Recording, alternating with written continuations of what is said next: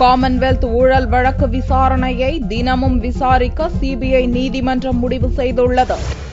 கடந்த 2010ஆம் ஆண்டு டெல்லியில் நடந்த காமன்வெல்த் போட்டிகளின் போது நடந்த முறைகேடுகள் தொடர்பாக சிபிஐ விசாரித்து வருகிறது. போட்டி நடந்த மைதானங்களில் ஸ்கோர் போர்டு அமைப்பதற்கான ஒப்பந்தத்தை சுவிஸ் நாட்டு நிறுவனத்துக்கு வழங்கியதில் அரசு கஜானாவுக்கு 90 கோடி ரூபாய் இழப்பு ஏற்படுத்தியது தொடர்பாக காங்கிரஸ் எம்பியும் காமன்வெல்த் போட்டி ஒருங்கிணைப்பு குழுவின் முன்னாள் தலைவருமான சுரேஷ் கல்மாடி மீது டெல்லி சிறப்பு நீதிமன்றம் சிபிஐ குற்றப்பத்திரிகையை தாக்கல் செய்துள்ளது.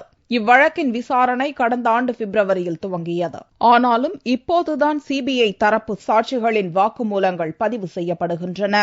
இந்நிலையில் எம்பி எம்எல்ஏக்கள் தொடர்புடைய வழக்குகளை ஓராண்டுக்குள் விசாரணை நீதிமன்றம் முடித்துவிட வேண்டும் என கடந்த மார்ச் 10ஆம் தேதி உச்சநீதிமன்றம் உத்தரவு பிறப்பித்தது. இதை கருத்தில் கொண்டு காமன்வெல்த் ஊழல் வழக்கு விசாரணையை தினமும் நடத்தி முடிக்க உள்ளதாக டெல்லி சிபிஐ நீதிமன்ற நீதிபதி மது ஜெயின் ஞாயிறன்று தெரிவித்தார். 90 கோடி ரூபாய் ஊழல் வழக்கில் சுரேஷ் கல்மாடி தவிர போட்டி ஒருங்கிணைப்பு குழுவின் முன்னாள் நிர்வாகிகள் லலித் பனோட், வி.கே. வர்மா உள்ளிட்ட 10 பேர் சேர்க்கப்பட்டுள்ளனர். அவர்கள் மீது ஊழல் தடுப்புச் சட்டம், கிரிமினல் சதி, மோசடி உள்ளிட்ட பல்வேறு பிரிவுகளில் குற்றம் சாட்டப்பட்டுள்ளது. இந்த பிரிவுகளில் குற்றம் நிரூபணமானால் கல்மாடி உள்ளிட்டோருக்கு ஆயுள் சிறை தண்டனை கிடைக்கும் என்பது குறிப்பிடத்தக்கது.